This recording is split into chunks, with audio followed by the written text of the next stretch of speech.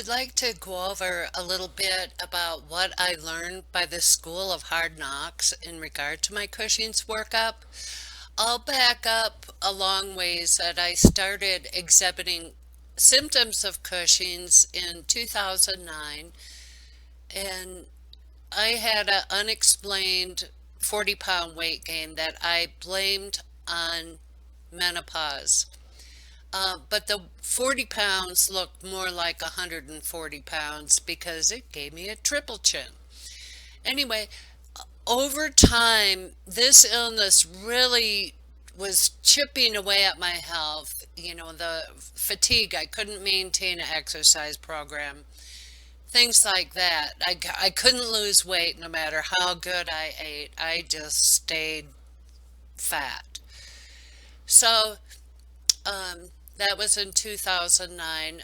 Fast forward to 2012, in June, I began having some serious insomnia. I knew I was seriously ill, but hesitant to go to the doctor because they would just say, you need to diet and exercise. So I prayed a lot.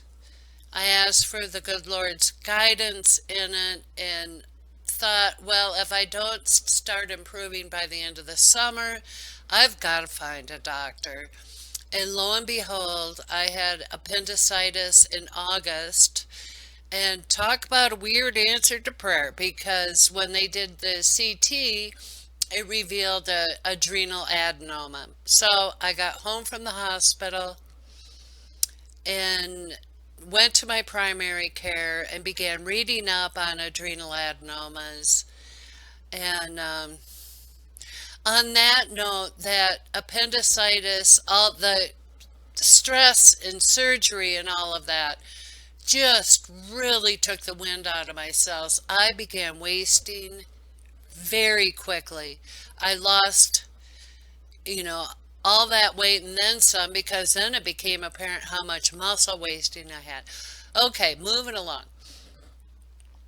So when I went to the primary care, the doctor did order an MRI, and it was a 3 centimeter adenoma. And I had read, and it's in the literature, 4 centimeters or greater, it's an automatic surgery because then you could be in the risk of having a cancer.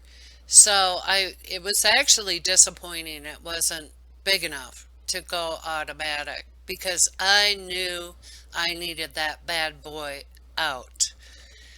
So the tests I had, the serum, every single serum cortisol, the regular lab works were all normal. The late night salivary were normal. ACTH, 1 out of 3 was abnormally low. And this is all a part of the workup. When the first 24-hour urine came in at 90, and after reading the literature, I felt like, golly, this is probably subclinical because typically they are looking for a threefold higher. So this is um, nowhere near 150. This is 90. So I'm already guessing, and in a way, knowing in my heart that this is a subclinical Cushing's. And I felt in trouble because it's harder to get diagnosed. Um, so just I want to give one tip. When I went to the primary care, if you can avoid getting these tests done in dribs and drabs, by all means, if you can, find a doctor who will throw the book at it. Everything can and should be done at once, like your aldosterone, ACTH. They could be ordering that 24-hour urine and the catecholamines. If you, it wasted so much time, and I'll give you an example. The 24-hour urine catecholamines that measures your fight or flight hormones. And my urine had to get sent from Arizona to California, and it took 3 weeks for results. I mean, what a huge delay in care. So the point being is there's no reason you can't get everything done at once. So from I had the appendicitis in August, and I saw my first endocrinologist in November and December, and he did the two late night salivaries. They were normal, as well as um, a 24-hour urine and ACTH, stuff like that. And he brushed me off. He was the type of doctor that wanted to see a urinary cortisol of 150. So, he gave me the brush off, see you in 3 months. And I knew I was in deep trouble because of how this was wearing me down.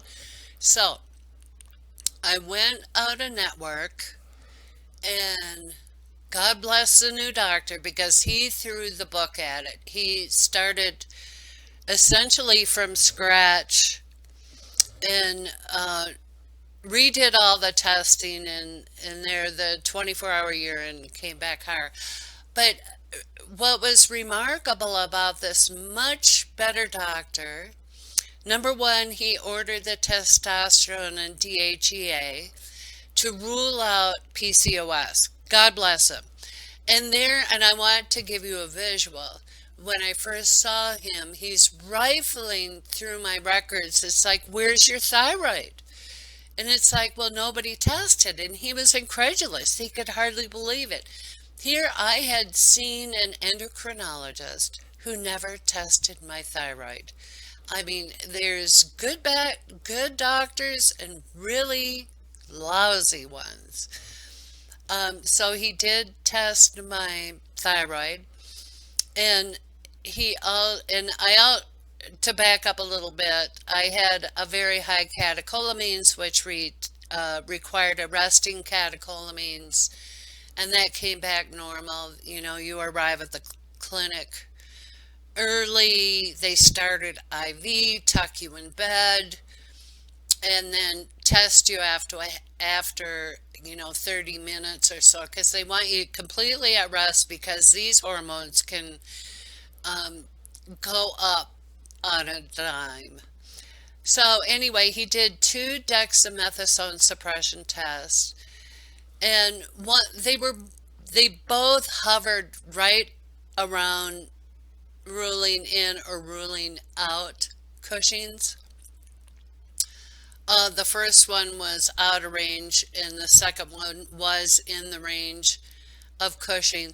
But what's hugely important, in my opinion, is it really is dependent on what they call sensitivity and specificity of the test, and that is, true positives and false positive. That's what that's about, and it gets into percentages and that. And here's where a good doctor is really important. They need to be a good clinician. They need to believe you. They need to hear you out with your symptoms. They really need to um, believe you. So anyway, with all these tests, even with, not skyrocketing urinary cortisol, for example, he did refer me to surgery. God bless him. That's the way it should be done. I have a couple of afterthoughts on the whole Cushing's workup process and things I learned along the way. And number one, the late night salivary is done at 11 p.m. And I think a huge reason they came back normal, it was because it was done too early. I was having this power surge of cortisol like at 1 or 2 a.m., so it was missing that window of time. So there is actually literature addressing this, and see Dr. Theodore Friedman's website, goodhormones.com, I believe. I'll link it in the description. Um, But that's why they came back normal, because they were not done at the appropriate time. And in regard to the second endocrinologist, he didn't even test him. I think he didn't explain why, but he understood that this wasn't necessarily a reliable test. So he didn't even do those tests, you know. So, I mean, he was aware of something, he never explained it to me. And another thing I learned along the way is these results are rolling in, and I, I could reflect on what was happening as these tests came in, and it seemed really counterintuitive to me. But just a heads up on this. When I was feeling better is when, like, the urinary cortisol was higher. And like when it was at 60, I felt like a dish rag. So, uh, it might, I mean, it's something to talk over with your doctor, but there might be some wisdom there to test when you're feeling better. Um, Even my doctor, not only did I have subclinical Cushing's, it sure looked like a cyclic Cushing's, which is really, really difficult to try to prove. And cyclic, instead of running on a high straight line along a chart, over a 24-hour period, cyclic is when it can be up and down within a 24-hour period, or up and down over, like, say, over a week or a month or whatever. So, subclinical and cyclic Cushing's is more difficult to pin down, but these are, from my own experience, um, to monitor how you're feeling when you're being tested. And again, talk that over with your doctor.